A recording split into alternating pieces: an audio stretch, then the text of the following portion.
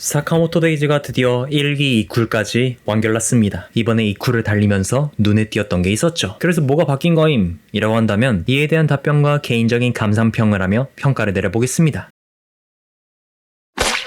애초에 1쿨에서 오프닝을 너무 가볍게 만들어버린 바람에 원작 팬들 입장에선 제작사가 장르의 방향성을 잘못 해석하고 있다는 느낌을 받을 수 있었죠. 그런데 2쿨 오프닝은 이를 개선했는지 조금 진지하게 바뀌었습니다. 물론 이해해요. 원작도 초반부는 일상 속에서 일어나는 킬러물 같은 느낌이었으니까요. 여기에 고어한 부분들을 색반전으로 예쁘게 커버치면서 킬러라는 직업군의 주제는 살리고 싶어. 근데 또 애니를 보게 해야 돼. 같은 모습에 고민을 많이 한 것 같다고 생각이 들었죠. 그런데 문제는 이런 뜬금없이 밝은 분위기를 지속시켜야 할지 아니면 과감하게 버려야 할지 제작사에서 확실하게 노선을 잡아야 할 것 같습니다. 청부를 걸어두었는데도 불구하고 지금은 이도저도 안 되는 작품 같아 보여서요. 물론 원작과는 별개로요. 이제 각 화마다 느꼈던 감상을 이야기해보도록 하죠. 먼저 12화에서 소우와 첫 대면하는 장면은 만화와 똑같았습니다. 하지만 세세하게 조금 달랐는데 간단하게 나온 음영 처리인데도 불구하고 애니에선 그림자로 처리한 것만 보면 확실히 분위기가 확연하게 다르죠. 만화의 섬뜩한 분위기를 살리지 못했던 게 좀 아쉬웠다? 물론 애니가 훨씬 좋았던 부분은 신이 소우의 생각을 읽을 때 치고 나온 듯한 연출이 괜찮았고 각성할 때 시간이 압축되듯이 간격이 좁혀지며 다가오는 적에 대한 두근거림 같은 것들은 원작을 초월했죠. 13화는 효도의 등장 장면과 오사라기 일행의 순서 배치를 원작과 조금 다르게 배치했는데 뭐 이건 만화든 애니든 흐름의 별반 차이를 못 느꼈습니다. 신사에서 덤프가 오사라기 뒤에 등장할 때는 원작보다 좋았고요. 거기는 갑자기 툭 던져놨다면 여긴 오사라기에 집중하던 우리의 시선이 자연스레 dom프에게 옮겨갈 수 있었으니까요. 오사라기 피니쉬도 말이 있던데 정지된 건 저는 별로 신경 쓰지 않았는데 순간적으로 다가오는 모션이 어색하다? 뭔가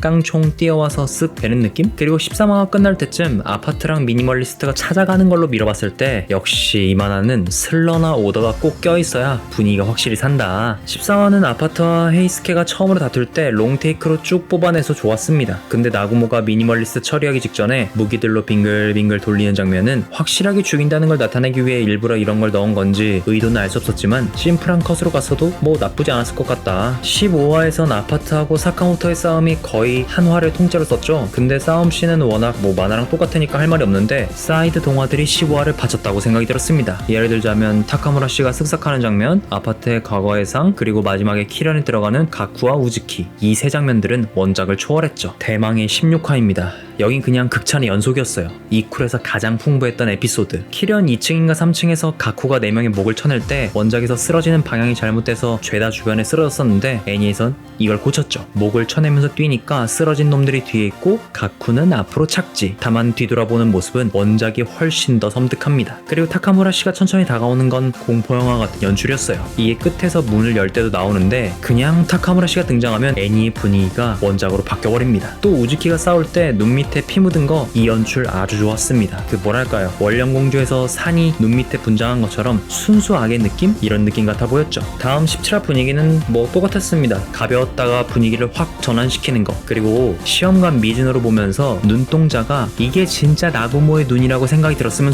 그래서 저도 손 들었습니다. 어쨌든 부금 때문인지 저도 모르게 어깨를 들썩이며 박자에 맞춰 죽여야 할 것 같은 기분이 들기도 했고 제작사가 마우유와 신의 대결에서 힘을 엄청 많이 준 게 티날 정도로 보면서 박수를 쳤습니다.